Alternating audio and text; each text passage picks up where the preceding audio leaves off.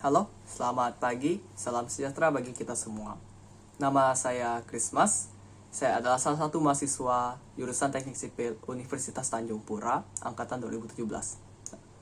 Pada kesempatan kali ini saya akan menjelaskan kegagalan yang terjadi pada struktur baja ringan dan bagaimana sistem perkuatannya.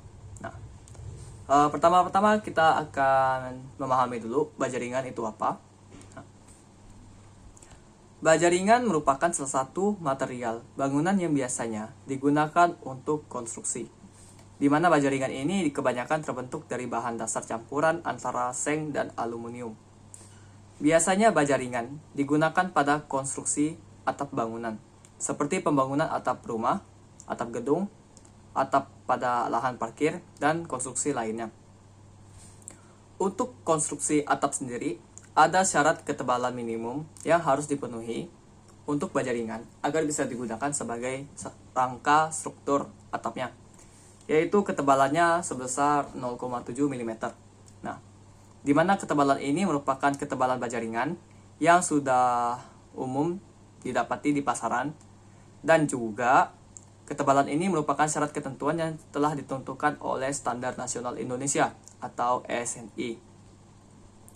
Mungkin juga ada yang ingin mengetahui kalau apabila kita menggunakan atap yang berbeda ya, misalnya kita menggunakan atap tipe bata, kemudian atap metal. Nah, kedua jenis atap ini apakah bisa menggunakan profil baja ringan yang sama?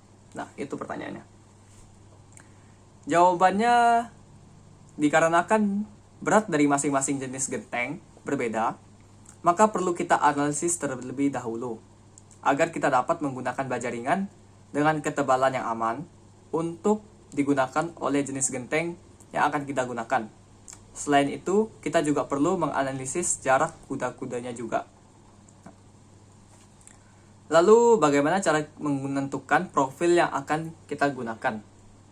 Jadi, cara menentukan profil yang akan kita gunakan itu, kita menggunakan cara trial dan error, di mana kita mengecek apakah profil yang kita pilih aman untuk digunakan atau tidak, dengan syarat nilai lendutan dan tegangan yang harus memenuhi. Dan mungkin juga ada yang bertanya nih, bagaimana dengan sistem pembebanannya? Pada struktur baja ringan, beban yang lebih dominan ialah beban angin.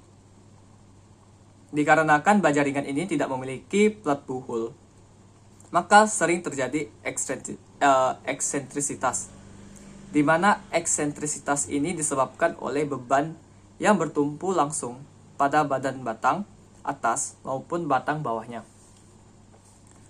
Kemudian baja ringan ini memiliki kelebihan, yaitu dapat mengefisiensikan elemen yang berada di bawahnya, sehingga beban yang diterima elemen di bawahnya seperti kolom tidak terlalu berat, di mana baja ringan ini memiliki umur rencana sekitar 24 tahun. Apakah ada cara mendesain sambungan baja ringan sama dengan baja konvensional? Sebenarnya caranya sama aja, namun terdapat perbedaan pada kuat gesernya. Kuat gesernya ya, rumusnya ya. Jadi kalau kita ngitung kuat geser baja ringan dengan kuat geser baja konvensional itu rumusnya beda, karena nilai koefisiennya berbeda juga. Mungkin ada yang perlu diketahui lagi, kegagalan apa sih yang biasanya terjadi pada konstruksi baja ringan? Nah, kita ambil contoh kegagalan baja ringan yang terjadi pada pembangunan gedung elektronik PTX. Nama PT-nya kita samar. Di mana pembangunan gedung ini sudah berjalan selama 1 tahun, dan konstruksi yang telah terpasang pada proyek ini adalah sekitar 60% progresnya, yaitu telah terpasang kolom, balak truss utama melintang dan memanjang, kemudian floor joist truss yang berada di atas balok utamanya, serta plating wall. Selain itu, pada baja ringan juga sering terjadi kegagalan tekuk luntur. Kegagalan yang paling sering itu tekuk luntur ya. Lalu bagaimana cara menanggulanginya? Jadi untuk menghindari tekuk luntur yang terjadi pada baja ringan, tentunya kita harus sering memasang pengaku lateral dan juga sering mengecek konstruksi tersebut apakah terjadi tekuk atau tidak. Jadi walaupun sudah kita rangka, sudah kita analisis, kita tetap harus cek secara berkala apakah terjadi tekuk atau tidak. Dan kalau terjadi atau tidaknya, tetap kita pasang pengaku lateral. Nah, bagaimana sih solusi jika terjadi kegagalan di lapangan, padahal pada saat perencanaan diperoleh hasil yang aman? Nah, ini dia. Jadi kita perlu melakukan pengecekan secara dini terhadap lanjutannya. Namun, apabila sudah kolaps atau runtuh, maka kita perlu mendesain ulang. Dan kita lakukan analisis penyebab terjadinya kegagalan tersebut.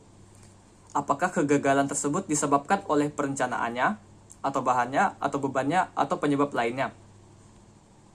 Kemudian bagaimana dengan sistem perkuatan struktur rangka atap 2 lantai pada suatu daerah yang mengalami pergerakan tanah.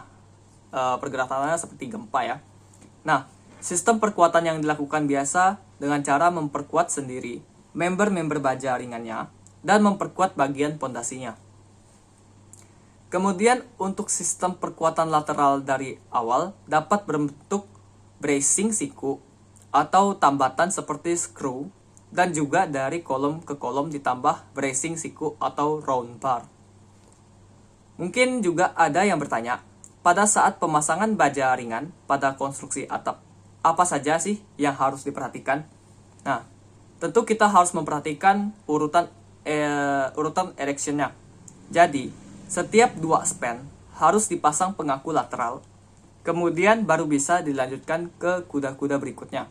Karena, apabila tidak dipasang pengaku lateral, jika baja ringan tersebut terkena angin atau beban angin, maka baja ringan tersebut akan lepas dari posisi seharusnya. Mungkin juga ada yang belum tahu nih, apa saja yang harus dipertimbangkan pada saat menentukan sistem perkuatan pada saat kita merancang struktur baja ringan. Tentunya kita harus mempertimbangkan dari sisi dana atau modal, kemudian kemudahan pengerjaannya, dan juga waktu. Dimana kalau kita singkat itu, kita harus mempertimbangkan efektivitasnya dan efisiensinya. Kemudian untuk mempermudah analisis ini, kita menggunakan software yang udah khusus untuk menghitung analisis seperti ini, seperti SAP 2000 versi 20 ke atas. Kenapa menggunakan SAP 2000? Karena di SAP 2000 sudah terdapat IC sehingga sudah mendukung untuk perhitungan analisis struktur baja ringan dan toolsnya yang sudah lengkap. Nah, kenapa tidak menggunakan ETABS?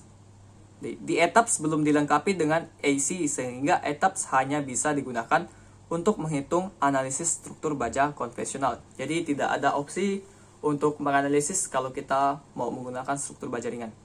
Nah, jadi sekian dari saya penjelasan soal kegagalan struktur baja ringan dan bagaimana sistem perkuatannya. Apabila ada kata yang salah, mohon maaf. Terima kasih sudah menonton video ini. Sekian.